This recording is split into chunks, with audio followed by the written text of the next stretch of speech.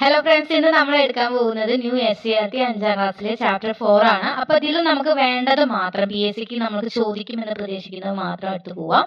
Okay, അപ്പൊ ഇതിൽ ഫസ്റ്റത്തെ കാര്യം നമ്മൾ നോക്കേണ്ടത് കൽസൂചിയാണ്. ഓക്കെ, പ്രാചീന കാലത്ത് വസ്ത്രങ്ങൾ തുന്നുന്നതിന് ഉപയോഗിച്ചിരുന്ന ഉപകരണമാണ് എന്ന് പറയുന്നത് കൽസൂചി എന്ന് പറയുന്നത്. അതിൽ തന്നെ ഉണ്ട് കൽസൂചി. ഓക്കെ, അതായത് മിനുസപ്പെടുത്തിയ കല്ലുകളെ ആയുധങ്ങളാക്കി ഉപയോഗിച്ചിരുന്ന കാലഘട്ടത്തിൽ വസ്ത്രങ്ങൾ തുന്നുന്നതിന് കൽസൂചി സഹായിച്ചു. അപ്പോൾ കൽസൂചി ഉണ്ടാക്കാൻ വേണ്ടി പ്രാചീന കാലത്ത് വസ്ത്രങ്ങൾ ഉണ്ടാക്കുന്നതിന് വേണ്ടിയിട്ട് പ്രാചീന കാലത്ത് ഉപയോഗിച്ചിരുന്നതായിരുന്നു കൽസൂചി. ഓക്കെ, ഇനി എന്താണ് നെയ്ത്ത് എന്നുള്ളതാണ്. ഓക്കെ, നാരുകൾ കൂട്ടിച്ചേർത്ത് പിരിച്ച് നീളമുള്ള നൂലുകളാക്കി ഇത്തരത്തിലുള്ള നൂല് ഉപയോഗിച്ച് തുണി ഉണ്ടാക്കുന്ന വിദ്യയാണ് നെയ്ത്ത് എന്ന് പറയുന്നത്. ഓക്കെ, അപ്പൊ എന്താണ് നാരുകൾ കൂട്ടിച്ചേർത്ത് നൂലുണ്ടാക്കിയ ശേഷം ആ നൂലുകൾ കൂട്ടി തുണി ഉണ്ടാക്കുന്ന വിദ്യ, അതിനെയാണ് നമ്മൾ എന്ത് പറയുന്നത്, നെയ്ത്ത് എന്ന് പറയുന്നത്. ഇനി സിന്ധു നദി തടവസ്ത്രം. അപ്പൊ വീണ്ടും സിന്ധു നദി തട സംസ്കാരത്തെ കുറിച്ച് 5ാം ക്ലാസ്സിൽ പഠിക്കേണ്ട. അതായത് ഇന്ത്യയുടെ വടക്കു പടിഞ്ഞാറ് ഭാഗത്ത് നിലനിന്നിരുന്ന പ്രാചീന നദീതട സംസ്കാരമാണ് സിന്ധു നദീതട സംസ്കാരം. അപ്പൊ ഇന്ത്യയുടെ ഏത് ഭാഗത്താണ്? വടക്കു പടിഞ്ഞാറ് ഭാഗത്ത് നിലനിന്നിരുന്ന പ്രാചീന നദീതട സംസ്കാരമാണ് സിന്ധു നദീതട സംസ്കാരം. അപ്പൊ സിന്ധു നദീതട സംസ്കാരങ്ങളിൽ കുപ്പായം അണിഞ്ഞ പ്രതിമകൾ കിട്ടിയിട്ടുണ്ട് അവിടുത്തെ തെളിവായിട്ട്. അപ്പൊ ആ കുപ്പായം അണിഞ്ഞ പ്രതിമകളിൽ നിന്ന് മനസ്സിലാക്കി അവിടെ എന്തുണ്ട്, പരുത്തിയുടെ ഉപയോഗവും അത് മറ്റു പ്രദേശങ്ങൾ കൊണ്ടുപോയതായിട്ട് കരുതപ്പെടുന്നുണ്ട് നമ്മൾ സിന്ധു നദീതട സംസ്കാരത്തിന്റെ ഭാഗമായിട്ട്. ഓക്കെ, അപ്പം സിന്ധു നദീതട സംസ്കാരം ഇന്ത്യയുടെ ഏത് ഭാഗത്താണ്? വടക്കു പടിഞ്ഞാറ് ഭാഗത്താണ് സ്ഥിതി ചെയ്യുന്നത്. കുപ്പായം അണിഞ്ഞ പ്രതിമകൾ എവിടെ നിന്ന് കിട്ടിയിട്ടുണ്ട്? സിന്ധു നദീതട സംസ്കാരത്തിന്റെ ഭാഗമായി കിട്ടിയിട്ടുണ്ട്. ഇതിൽ നിന്ന് മനസ്സിലാക്കിയ കാര്യം എന്താണ്? പരുത്തി ഉപയോഗിച്ചിരുന്നു സിന്ധു നദീതട സംസ്കാരത്തിലുള്ള ജനത എന്നുള്ളതാണ്. ഇനി അടുത്തതെന്ന് പറയുന്നത് നൂല് ഉപയോഗിച്ച് കൈത്തറിയിൽ നെയ്യുന്ന തുണികളാണ് കൈത്തറി തുണികൾ. അപ്പൊ എന്താണ് കൈത്തറി തുണികൾ എന്ന് ചോദിച്ചു കഴിഞ്ഞാൽ, നൂല് ഉപയോഗിച്ച് കൈത്തറിയിൽ നെയ്യുന്ന തുണികളാണ് കൈത്തറി തുണികൾ. ഓക്കെ, കൈത്തറിയിലോട്ട് എത്തി. ഇപ്പോൾ കൈത്തറിയുടെ ഒരു പിക്ചറൊക്കെ കൊടുത്തിട്ടുണ്ട്. അപ്പോൾ കൈത്തറിയുടെ കണ്ടുപിടുത്തം വസ്ത്രനിർമ്മാണ രംഗത്ത് മുന്നേറ്റം ഉണ്ടാക്കി. ഓക്കെ, നീലം ചെടിയിൽ നിന്നുണ്ടാക്കിയ ചായം കൊണ്ടാണ് വസ്ത്രങ്ങൾക്ക് നിറം നൽകിയിരുന്നത്. ഓക്കെ, അപ്പൊ ഏതായിരുന്നു പണ്ട് കാലത്ത് വസ്ത്രങ്ങൾക്ക് നിറം നൽകിയിരുന്നത്? നീലത്തിൽ നിന്നാണ്. ഓക്കെ, നീലം ചെടിയിൽ നിന്നുണ്ടാവുന്ന ചായം കൊണ്ടാണ്. ഇനി പരുത്തിയാണ്. പരുത്തി ലോകവ്യാപകമായി വസ്ത്രങ്ങൾ ഉണ്ടാക്കാൻ ഉപയോഗിച്ചിരുന്ന വസ്തുവാണ് പരുത്തി എന്ന് പറയുന്നത്. പരുത്തി ചെടിയിൽ നിന്നാണ് ലഭിക്കുന്ന പഞ്ഞി നൂലാക്കിയാണ് വസ്ത്രനിർമ്മാണത്തിന് അത് ഉപയോഗിക്കുന്നത്. ഓക്കെ, പരുത്തി ചെടിയിൽ നിന്ന് എന്ത് ലഭിക്കുന്നു? പഞ്ഞി. ആ പഞ്ഞി എന്താക്കുന്നു? നൂലാക്കുന്നു, ദെൻ വസ്ത്രം നിർമ്മിക്കുന്നു. പ്രാചീന കാലം മുതലേ ഇന്ത്യയിൽ പരുത്തി കൃഷി ചെയ്തിരുന്നു. ഇനി ചണമാണ്. ചണം എവിടെ നിന്ന് കിട്ടുന്നു? ചണച്ചെടിയിൽ നിന്നാണ് ചണം ഉൽപ്പാദിപ്പിക്കുന്നത്. ഒരു പ്രകൃതിദത്ത നാരാണ് ചണം. ലോകത്തെ ചണകൃഷിയുടെ ഭൂരിഭാഗവും ഇന്ത്യയിൽ ഫലഭൂഷ്ഠിതമായ ഗംഗാ തീരത്താണ്. വിദേശികൾ തുണി വ്യവസായത്തിന് ഇന്ത്യയിൽ നിന്ന് ധാരാളം ചണം കൊണ്ടുപോയിരുന്നു. ഇനി നീലം ചെടിയാണ്, ഇൻഡിഗോ ആണ്. ആദ്യകാലങ്ങളിൽ വസ്ത്രങ്ങൾക്ക് നിറം കൊടുക്കാൻ നീലം ചെടിയിൽ നിന്നുണ്ടാക്കുന്ന ചായം ഉപയോഗിച്ചിരുന്നു. അപ്പോൾ വസ്ത്രങ്ങൾക്ക് നിറം നൽകാൻ ഉപയോഗിച്ചിരുന്നത് നീലം ചെടിയിൽ നിന്നും കിട്ടുന്ന നീലം ചായമായിരുന്നു. ഓക്കെ, നീലത്തിൽ വിവിധ കൂട്ടുകൾ ചേർത്ത് ആണ് വ്യത്യസ്ത നിറങ്ങൾ ഉണ്ടാക്കിയിരുന്നത്. ഓക്കെ, പിന്നെ കിട്ടിയ നീലത്തിൽ പിന്നീട് പലതരം വസ്തുക്കൾ ചേർത്തുകൊണ്ട് പല കളറിലായിട്ട് നമ്മൾ വസ്ത്രങ്ങൾ നെയ്യൽ നിർത്തി. ഇനി നമ്മുടെ നാട്ടിൽ നിരവധി കൈത്തറി കേന്ദ്രങ്ങളുണ്ട്. അപ്പൊ അതിൽ ഇമ്പോർട്ടന്റ് ഇവിടെയാണ് നമുക്കുള്ളത്. അതായത് കണ്ണൂർ, തിരുവനന്തപുരം ജില്ലയിൽ എന്തുണ്ട്? ബാലരാമപുരം എന്നറിയപ്പെടുന്ന കൈത്തറി കേന്ദ്രമുണ്ട്. എവിടെയാണ് ബാലരാമപുരം സ്ഥിതി ചെയ്യുന്നത്? തിരുവനന്തപുരം ജില്ലയിലാണ് ബാലരാമപുരം. അതുപോലെ കണ്ണൂരിൽ നമുക്ക് എന്തുണ്ട്? കൈത്തറി കേന്ദ്രമുണ്ട്. തൃശ്ശൂർ ജില്ലയിൽ കുത്താമ്പുള്ളി ഉണ്ട്. ഓക്കെ, തൃശ്ശൂർ ജില്ലയിലാണ് കുത്താമ്പുള്ളി. ഇമ്പോർട്ടന്റ് ആണ് ഇത് എന്ന് പറയുന്നത്. ഓക്കെ, അപ്പോ കണ്ണൂർ, തിരുവനന്തപുരം ജില്ലയിലെ ബാലരാമപുരം, തൃശ്ശൂർ ജില്ലയിലെ കൂത്താമ്പുള്ളി എന്നിവ എന്താണ്? പ്രധാന കേരളത്തിലെ കൈത്തറി കേന്ദ്രങ്ങളാണ്, ഇമ്പോർട്ടന്റ് ആണ്. Spinning jenny. ഓക്കെ, യന്ത്രങ്ങളിലേക്ക് പോവുകയാണ്. അപ്പം സ്പിന്നിങ് ജെന്നി കണ്ടുപിടിച്ചത് ആരാണെന്ന് ചോദിച്ചു കഴിഞ്ഞാൽ ജെയിംസ് ഹാർഗ്രീവ്സ് ആണ്. ഇമ്പോർട്ടന്റ് ആണ്. ജെയിംസ് ഹാർഗ്രീവ്സ് ആണ് സ്പിന്നിങ് ജെന്നി കണ്ടുപിടിച്ചിരിക്കുന്നത്. കണ്ടില്ലേ spinning jenny? Okay, James Hargreaves ആണ് സ്പിന്നിങ് ജെന്നി കണ്ടുപിടിച്ചിരിക്കുന്നത്. കൈകൊണ്ടുള്ള നൂലുൽപാദനം അക്കാലത്തെ വസ്ത്ര വ്യവസായത്തെ ആവശ്യത്തിന് തികയുമായിരുന്നു. ഓക്കെ, അന്നൊക്കെ കൈകൊണ്ടായിരുന്നു നൂല് ഉൽപ്പാദിപ്പിച്ചതാണല്ലോ. അപ്പോൾ അതിന് പകരമായിട്ട് നൂലുൽപാദനം വേഗത്തിലാക്കാൻ വേണ്ടിയിട്ട് നമ്മുടെ സ്പിന്നിങ് ജെന്നി സഹായിച്ചു എന്നുള്ളതാണ്. അപ്പോൾ സ്പിന്നിങ് ജെന്നി എന്തിനു വേണ്ടിയിട്ടായിരുന്നു? നൂലുൽപാദനത്തിനെ കേന്ദ്രീകരിച്ചുകൊണ്ടാണ് സ്പിന്നിങ് ജെന്നിയുടെ പ്രവർത്തനം. ഓക്കെ, അപ്പോൾ നൂലുൽപാദനം അധികരിക്കാൻ എന്തിനു സഹായിച്ചു? സ്പിന്നിങ് ജെന്നിയോട് സാധിച്ചു. അപ്പോൾ നമ്മുടെ ഇവിടെ മെയിൻ ഇമ്പോർട്ടന്റ് എന്താണ്? ജെയിംസ് ഹാർഗ്രീവ്സ് ആണ് സ്പിന്നിങ് ജെന്നി കണ്ടുപിടിച്ചത്. അപ്പോൾ സ്പിന്നിങ് ജെന്നി കണ്ടുപിടിച്ചത് ആര്? James Hargreaves. യന്ത്രത്തറിയാണ്. യന്ത്രത്തറി കണ്ടുപിടിച്ചത് ആര് എന്ന് ചോദിച്ചു കഴിഞ്ഞാൽ എഡ്മണ്ട് കാർട്ട്റൈറ്റ്സ് ആണ്. ഓക്കെ, എഡ്മണ്ട് കാർട്ട്റൈറ്റ്സ് ആണ് യന്ത്രത്തറി കണ്ടുപിടിച്ചത്. ഇമ്പോർട്ടന്റ് ആണ്, ചോദിക്കാം. എഡ്മണ്ട് കാർട്ട്റൈറ്റ്സ് ആണ് യന്ത്രത്തറി കണ്ടുപിടിച്ചിട്ടുള്ളത്. അപ്പോൾ വൈദ്യുതിയുടെയോ അല്ലെങ്കിൽ മറ്റേതെങ്കിലും ഊർജ്ജ സ്രോതസ്സിന്റെ സഹായത്തോട് കൂടിയിട്ടാണ് നമ്മുടെ യന്ത്രത്തറി പ്രവർത്തിക്കുള്ളൂ. അതുപോലെ തന്നെ കൈത്തറിയേക്കാൾ വളരെ വേഗത്തിൽ കൂടുതൽ തുണി ഉൽപ്പാദിപ്പിക്കാൻ യന്ത്രത്തറിക്ക് കഴിയുമെന്നുള്ളതാണ്. ഓക്കെ, കൈത്തറിയെക്കാട്ടിലും കൂടുതൽ വേഗത്തിൽ തുണികൾ ഉൽപ്പാദിപ്പിക്കാൻ യന്ത്രത്തറിക്ക് കഴിയുന്നു. അപ്പോൾ യന്ത്രത്തറി കണ്ടുപിടിച്ചത് ആരാണ്? എഡ്മണ്ട് കാർട്ട്റൈറ്റ് ആണ്. ഇനി ഇന്ത്യയിൽ സംഭവിക്കുന്നതാണ് ഇനിയുള്ളത്. അതായത് ഇന്ത്യയിലുള്ള തുണി വ്യവസായത്തിന് ആവശ്യമായ അസംസ്കൃത വസ്തുക്കൾ ഇന്ത്യയിൽ നിന്ന് അവർ യൂറോപ്യൻ ശക്തികൾ വരികയാണ്, യൂറോപ്പിലേക്ക് കൊണ്ടുപോയി യന്ത്രങ്ങളുടെ സഹായത്തോടെ അവിടെ ഉൽപ്പാദിപ്പിച്ച തുണികൾ ഇന്ത്യയിലും വിറ്റഴിച്ചു എന്നുള്ളതാണ് അവർ ചെയ്തത്. ഓക്കെ, അപ്പൊ നമ്മുടെ തുണി വ്യവസായത്തിന് ആവശ്യമായ അസംസ്കൃത വസ്തുക്കളൊക്കെ ഇന്ത്യയിൽ നിന്ന് അവർ യൂറോപ്പിലേക്ക് കൊണ്ടുപോയിട്ട് അവരുടെ യന്ത്ര സഹായത്തോടെ അവിടെ ഉൽപ്പാദിപ്പിച്ച തുണികളൊക്കെ ഇന്ത്യയിൽ വിറ്റഴിക്കുകയാണ്. അങ്ങനെ ഒരു കച്ചവട തന്ത്രമാണ് അവർ ഉപയോഗിച്ചിരുന്നത്. അപ്പൊ യൂറോപ്യർ എന്ന് പറയുന്നത് ആരാന്നുള്ളത് ഇവിടെ കൃത്യമായിട്ട് പറയുന്നുണ്ട്. ഭൂമിയിലെ 7 വൻകരകളിൽ ഒന്നാണ് യൂറോപ്പ്. ഓക്കെ, അപ്പൊ എത്ര വൻകരകളുണ്ട് ലോകത്ത്? 7 വൻകരകളാണ് ഉള്ളത് എന്നുള്ളത് മനസ്സിലാക്കി വെക്കുക. ഈ വൻകരയിലെ ജനത്തെയാണ് യൂറോപ്യർ എന്ന് വിളിക്കുന്നത്. അപ്പോൾ യൂറോപ്പ് ഭൂഖണ്ഡത്തിൽ കഴിയുന്നവരെ നമ്മൾ എന്ത് പറയുന്നു? യൂറോപ്യർ എന്ന് വിളിക്കുന്നു. അപ്പൊ യൂറോപ്പിൽ നിന്നും കച്ചവടത്തിനായി ഇന്ത്യയിൽ എത്തിയവര് ആദ്യം എത്തിയത് പോർച്ചുഗീസുകാരാണ്. പോർച്ചുഗൽ എന്ന നാട്ടിലുള്ളവര്.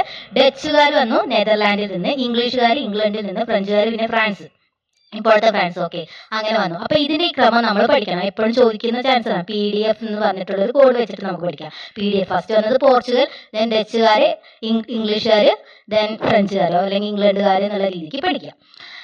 അപ്പോൾ ഇവിടെ എത്തിയിട്ട് അവരെന്ത് ചെയ്തു? ഇന്ത്യയെ കോളനിയാക്കി മാറ്റി. അവർ ഇവിടെ നിന്ന് അസംസ്കൃത വസ്തുക്കൾ അവരുടെ ദേശങ്ങളിലേക്ക് കൊണ്ടുപോയി. ഇക്കൂട്ടത്തിൽ ഏറ്റവും കൂടുതൽ കാലം ഇന്ത്യയെ കോളനിയാക്കി വെച്ചിരുന്നത് ആരാണ്? ഏത് യൂറോപ്യൻ ശക്തിയാണ് ഇന്ത്യയെ ഏറ്റവും കൂടുതൽ കാലം ഇന്ത്യയെ കോളനിയാക്കി വെച്ചിരുന്നത്? ഈ ഇംഗ്ലീഷുകാർ തന്നെയാണ്. ഓക്കെ, അതും ഇവിടെ നിന്ന് നമുക്ക് ഇമ്പോർട്ടന്റ് ആയിട്ട് പഠിച്ചെടുത്ത് പോവാം. ഇനി അടുത്തത് പറയുന്നത് വസ്ത്രനിർമ്മാണത്തിന് ഉപയോഗിക്കുന്ന നാരുകൾ 2 തരത്തിലുള്ള നാരുകളാണ്. കൃത്രിമ നാരുകളും പ്രകൃതിദത്ത നാരുകളും. അപ്പൊ ആദ്യം പ്രകൃതിദത്ത നാരുകൾ നോക്കാം. ജന്തുക്കളിൽ നിന്ന് കിട്ടുന്നത് ഉദാഹരണം ചെമ്മരിയാടിൽ നിന്ന് കമ്പിളി നാരും പട്ടുനൂൽ പുഴുവിൽ നിന്ന് പട്ടിന്റെ നാര് നിർമ്മിക്കുന്നു. അപ്പൊ പ്രകൃതിദത്ത നാരുകൾ ജന്തുക്കളിൽ നിന്ന് കിട്ടുന്നതിന് ഉദാഹരണം ചെമ്മരിയാടിൽ നിന്നും കമ്പിളി നാരും പട്ടുനൂൽ പുഴുവിൽ നിന്ന് പട്ടിന്റെ നാരും. ഇനി സസ്യങ്ങളിൽ നിന്നാണെങ്കിൽ പരുത്തിച്ചെടിയിൽ നിന്ന് നമുക്ക് പരുത്തി നാരും ചണച്ചെടിയിൽ നിന്ന് നമ്മൾ ചണനാരും കിട്ടുന്നു. ഇനി കൃത്രിമ നാരുകൾ നോക്കാം. കൃത്രിമ നാരുകൾ ഉൽപ്പാദിപ്പിക്കുന്നത് പെട്രോളിയം പോലുള്ള രാസവസ്തുക്കളിൽ നിന്നാണ്. ഓക്കെ, പെട്രോളിയം പോലുള്ള രാസവസ്തുക്കളിൽ നിന്നാണ് കൃത്രിമ നാരുകൾ ഉൽപ്പാദിപ്പിക്കുന്നത്. അപ്പം കൃത്രിമ നാരുകൾക്ക് നിർമ്മിക്കാൻ പൊതുവെ ചെലവ് കുറവാണ്. ഓക്കെ, പ്രകൃതിദത്ത നാരുകളെ അപേക്ഷിച്ചിട്ട് കൃത്രിമ നാരുകൾ ഉണ്ടാക്കുന്നതിൽ ചെലവ് കുറവാണ്. അതുകൊണ്ട് പിന്നെ അതിന്റെ ഒരു മേന്മ എന്ന് പറയുന്നത് ചുളിവ് ഉണ്ടാവില്ല എന്നൊരു മേന്മയും ഇതിനുണ്ട്. ഓക്കെ, അതുകൊണ്ട് തന്നെ ഏറ്റവും കൂടുതൽ ഇപ്പോൾ ഉള്ളത് എന്താണ്? കൃത്രിമ നാരുകളാണ് ഉപയോഗിക്കുന്നത്. പോളിസ്റ്റർ, നൈലോൺ, റയോൺ തുടങ്ങിയവയാണ് കൃത്രിമ നാരുകൾ. അപ്പൊ കൃത്രിമ നാരുകൾ നിർമ്മിക്കുന്നത് എന്തിൽ നിന്നാണ്? പെട്രോളിയം പോലുള്ള രാസവസ്തുക്കളിൽ നിന്നാണ്. ഈ നാരുകൾക്ക് എന്താണ്? ചെലവ് കുറവാണ് ഉണ്ടാക്കാൻ, അതുപോലെ തന്നെ ചുളിവ് ഉണ്ടാവുന്നില്ല. അതുപോലെ അതിന് ഉദാഹരണങ്ങൾ പോളിസ്റ്റർ, നൈലോൺ, റയോൺ എന്നിവ കൃത്രിമ നാരുകൾക്ക് ഉദാഹരണമാണെന്നും പഠിച്ചു പോവാം. ഇനി പ്രകൃതിജന്യ നാരുകൾ ഏതൊക്കെ ജീവിയിൽ നിന്ന് ഏതൊക്കെ സസ്യങ്ങളിൽ നിന്ന്? കമ്പിളി നമ്മൾ പറഞ്ഞു, ചെമ്മരിയാട്, പട്ടുനൂൽപ്പുഴു, പരുത്തിച്ചെടിയിൽ നിന്ന്, ചണച്ചെടിയിൽ നിന്ന്. ഓക്കെ, ഇനി ഇവിടെ ഇമ്പോർട്ടന്റ് ആയിട്ടുള്ള കാര്യം വേഷവിധാനങ്ങൾ കാണിക്കുന്നുണ്ട്. ഇത് ജസ്റ്റ് നോക്കി പോവാം. കഥകളി, തെയ്യം, മോഹിനിയാട്ടം, ദെൻ ഇത് നമുക്കറിയാം കേരള നടനം, ഒപ്പന, ചവിട്ട് നാടകം. വസ്ത്രങ്ങളുടെ വ്യത്യാസം മനസ്സിലാക്കാൻ വേണ്ടി മാത്രമാണ് കൊടുത്തിരിക്കുന്നത്. ഈ ഒരു വിളംബരം തന്നിട്ടുണ്ട്. ആ വിളംബരം എന്ത് പറഞ്ഞു വെച്ചാൽ തെക്കൻ കേരളത്തിൽ താഴ്ന്ന ജാതിക്കാർ എന്നറിയപ്പെട്ടിരുന്ന വിഭാഗങ്ങളിലെ സ്ത്രീകൾക്ക് മേൽവസ്ത്രം ധരിക്കുന്നതിനുള്ള അവകാശം അനുവദിച്ചുകൊണ്ട് 1859 അന്നത്തെ തിരുവിതാംകൂർ രാജാവായ ഉത്രം തിരുനാൾ മാർത്താണ്ഡവർമ്മ പുറപ്പെടുവിച്ച വിളംബരമാണ് കൊടുത്തിരിക്കുന്നത്. അപ്പോൾ 1859 നമുക്കറിയാം ചാന്നാർ ലഹളയുടെ ഫലമായിട്ട് അനന്തര ഫലമായിട്ട് ഉത്രം തിരുനാൾ ആരാണ്? ഉത്രം തിരുനാൾ മാർത്താണ്ഡവർമ്മയാണ് എന്ത് മാറുമറയ്ക്കാൻ അല്ലെങ്കിൽ മേൽവസ്ത്രം ധരിക്കാനുള്ള അവകാശം താഴ്ന്ന ജാതിക്കാർക്ക് നൽകിയത്. അപ്പൊ 1859 മേൽവസ്ത്രം ധരിക്കാനുള്ള അവകാശം അനുവദിച്ച് നൽകിയ തിരുവിതാംകൂർ രാജാവ് ആരെന്ന് ചോദിച്ചു കഴിഞ്ഞാൽ ആരാണ്? ഉത്രം തിരുനാൾ മാർത്താണ്ഡവർമ്മയാണ്. മറന്നു പോകരുത്, ഇമ്പോർട്ടന്റ് ആണ്. അടുത്തത് തിരുവിതാംകൂർ എന്ന് പറയുന്ന ദേശത്തെ കുറിച്ചിട്ടാണ്. ഓക്കെ, തെക്കൻ കേരളത്തിലെ ഭൂരിഭാഗം പ്രദേശങ്ങളും മധ്യ കേരളത്തിലെ ചെറിയൊരു ഭാഗവും ഇന്ന് തമിഴ്നാടിന്റെ ഭാഗമായ കന്യാകുമാരി ജില്ലയും ഉൾപ്പെട്ടതായ നാട്ടുരാജ്യമാണ് തിരുവിതാംകൂർ എന്ന് പറയുന്നത്. അപ്പൊ തെക്കൻ കേരളത്തിന്റെ ഭൂരിഭാഗ പ്രദേശം, മധ്യ കേരളത്തിലെ ഒരു ചെറിയ ഭാഗവും, അതുപോലെ തന്നെ തമിഴ്നാടിന്റെ ഭാഗമായ കന്യാകുമാരി ജില്ലയിൽ ഉൾപ്പെട്ടതാണ് തിരുവിതാംകൂർ. 18ാം നൂറ്റാണ്ടിന്റെ പകുതിയോടെ അനിഴം തിരുനാൾ മാർത്താണ്ഡവർമ്മയുടെ കാലത്താണ് തിരുവിതാംകൂർ നാട്ടുരാജ്യം വിസ്തൃതി പ്രാപിച്ചത്. അപ്പോൾ തിരുവിതാംകൂർ നാട്ടുരാജ്യം വിസ്തൃതി പ്രാപിച്ചത് ഏത് തിരുവിതാംകൂർ രാജാവിന്റെ രാജാവിന്റെ ഭരണകാലത്താണ് എന്നൊരു ചോദ്യം വന്നാൽ അനിഴം തിരുനാൾ മാർത്താണ്ഡവർമ്മ, ഇമ്പോർട്ടന്റ്, അനിഴം തിരുനാൾ മാർത്താണ്ഡവർമ്മ. ഓക്കെ, 1956 കേരള സംസ്ഥാന രൂപീകരണത്തോടെ ഈ നാട്ടുരാജ്യം കേരള സംസ്ഥാനത്തിന്റെ ഭാഗമായി. അടുത്തത് മേൽമുണ്ട് സമരമാണ്. മേൽമുണ്ട് സമരം തുടങ്ങിയത് എപ്പോഴാണ്? 19-ാം നൂറ്റാണ്ടിന്റെ തുടക്കത്തിലാണ്. ഓക്കെ, 19-ാം നൂറ്റാണ്ടിന്റെ തുടക്കത്തിൽ തെക്കൻ തിരുവിതാംകൂറിലെ സ്ത്രീകൾ മാറുമറയ്ക്കുന്നതിന് വേണ്ടി നടത്തിയ സമരമാണ് മേൽമുണ്ട് സമരം. അക്കാലത്ത് ഉയർന്ന ജാതിക്കാർക്ക് പെട്ടവരെന്ന് പറയപ്പെട്ട സ്ത്രീകൾക്ക് മേൽവാസം ധരിക്കാനുള്ള അവകാശം ഉണ്ടായിരുന്നു. താഴ്ന്ന ജാതിക്കാർക്ക് ഈ അവകാശം ഉണ്ടായിരുന്നില്ല. അപ്പൊ മേൽജാതിക്കാരുടെ മുന്നിൽ മാറുമറയ്ക്കാനുള്ള അവകാശം ഉണ്ടായിരുന്നില്ല. ഇതിനെതിരെ 19-ാം നൂറ്റാണ്ടിന്റെ ആദ്യകാലത്തിൽ ഈ അവകാശം നേടിയെടുക്കുന്നതിനായി നടത്തിയ സമരമാണ് മേൽമുണ്ട് സമരം. ഇമ്പോർട്ടന്റ് എന്താണ്? 19-ാം നൂറ്റാണ്ടിന്റെ ആദ്യഘട്ടത്തിൽ മേൽമുണ്ട് വസ്ത്രം ധരിക്കാനുള്ള അവകാശത്തിന് വേണ്ടിയ സമരമാണെന്നു മേൽമുണ്ട് സമരം എന്ന് പറയുന്നത്. ഓക്കെ, 19-ാം നൂറ്റാണ്ടിന്റെ ആദ്യഘട്ടത്തിൽ എന്നുള്ളത് ഓർത്തു വെക്കുക. ഇനി ഖാദിയുടെയും ചർക്കയുടെയും നൂൽനൂൽപ്പും വിദേശ വസ്ത്ര ബഹിഷ്കരണം ഗാന്ധിജി സ്വാതന്ത്ര്യ സമരത്തിന്റെ ഭാഗമാക്കി എന്നുള്ള കാര്യങ്ങളാണ്. ഓക്കെ, ചർക്കയിൽ നൂൽനൂറ്റുകൊണ്ടും ഖാദി വസ്ത്രങ്ങളെയാണ് ഗാന്ധിജി പ്രോത്സാഹിപ്പിച്ചത്. ഖാദി വസ്ത്രങ്ങൾ ധരിക്കാൻ അദ്ദേഹം ജനങ്ങളോട്, ഇതൊക്കെ നമുക്ക് അറിയുന്ന കാര്യമാണ്. ഓക്കെ, അതുപോലെ തന്നെ ബ്രിട്ടീഷുകാരുടെ വസ്ത്രങ്ങൾ ബഹിഷ്കരിക്കാൻ പറഞ്ഞു. വിദേശ വസ്ത്രങ്ങൾ ബഹിഷ്കരിക്കുക, സ്വദേശി വസ്ത്രങ്ങൾ ധരിക്കുക എന്നുള്ള രീതി. അപ്പോൾ അതിൽ നമുക്ക് ഇമ്പോർട്ടന്റ് എന്ന് പറയുന്നത് ഇന്ത്യൻ സ്വാതന്ത്ര്യ സമരത്തിന്റെ സ്വദേശി പ്രസ്ഥാനത്തിന്റെ പ്രതീകമായി മാറിയത് ചർക്കയാണ്.